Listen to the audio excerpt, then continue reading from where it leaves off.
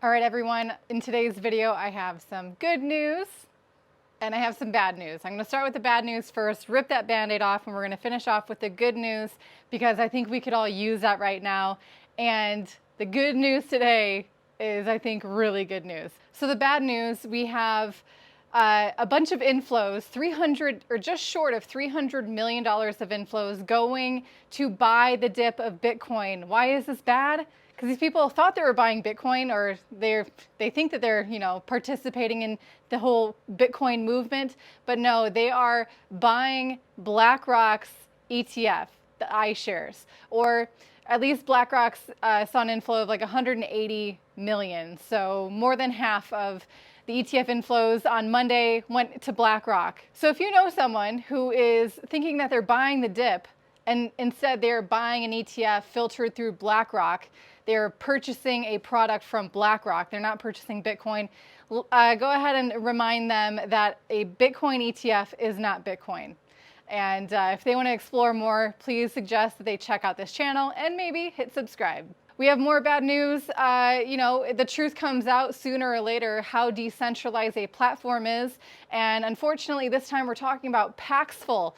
This one has been a decentralized exchange for many years. We're going to call it a non-custodial exchange at this point. And because it's not decentralized, because one of its founders has now agreed to a plea deal admitting that he did not enforce proper AML procedures on their platform. They did not collect enough data about their customers who buy and sell crypto, or Bitcoin specifically, on Paxful. And this is why we call it a non-custodial exchange. It is not a decentralized exchange because it has founders, public founders that speak on the behalf of the exchange, that make decisions on how the exchange functions. That is a very public, very easy bottleneck to be put pressure on, and the US government is showing exactly what they do best. So now Artur Schauback could see up to 5 years in prison. Hopefully it's not that long. Hopefully he comes out soon. And unfortunately, there's not that many decentralized exchanges that facilitate the trading of Bitcoin because Bitcoin doesn't have a whole lot of smart contract capabilities at this point. Yes, there is a Taproot upgrade, but the Bitcoin dexes are a small list. If you know one that you particularly enjoy or that you found helpful, whether it's user-friendly or not, leave it in the comments down below so that I can learn about it and others can as well. The best one that I know that is like the most decentralized for trading of Bitcoin is BISC. BISQ.network.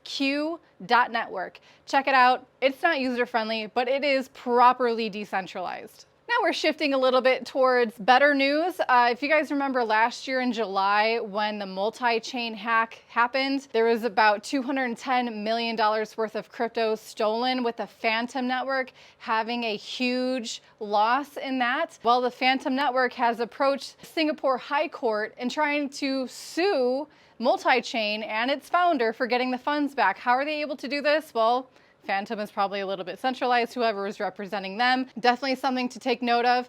But even more centralized than that is the fact that multi-chain was a protocol for facilitating transactions, and it was a bridge for a lot of different chains.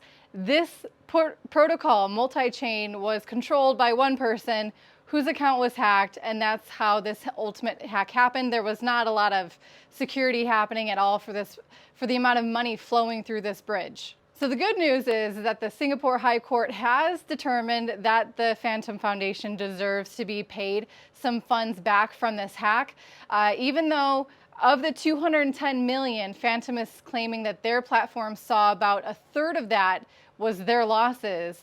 They're being granted just over $2.18 million from the Singapore court is demanding that's what they're going to get from multi-chain. So if you were a victim of this, if your funds were stolen, if you were involved in this event, maybe you're going to get some funds back. If you're an investor in Fantom, this is something you should be paying attention to. What are they going to be doing with these funds? Are they distributing them?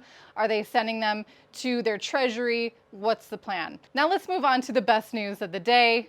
This one really puts a smile on my face. Even though the headline seems really dire and scary, for those of you who've been around for at least 2-3 years, you already know. This is great news.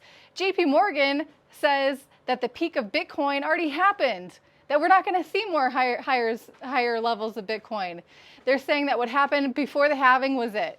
$73,000 Bitcoin is the peak of this cycle. Do you know why I'm giggling? It's because it's what Toby's always saying. Don't pay attention to what they're saying, pay attention to what they're doing.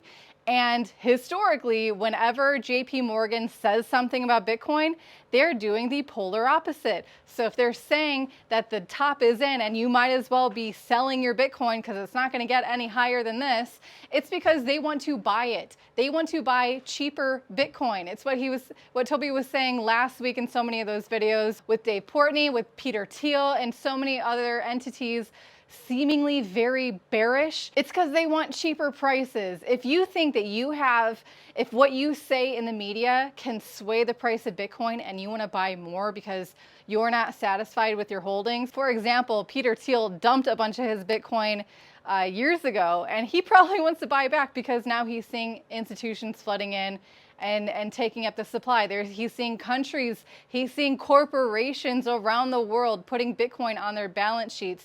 And he knows that Bitcoin has a very limited and mathematically secured limited supply at 21 million. Not to mention the fact that at least 4 million of those Bitcoin are lost forever, never to be recovered. So that, my friends, is why this is very good news. JP Morgan wants to buy cheaper. Are you going to sell it and give it to them?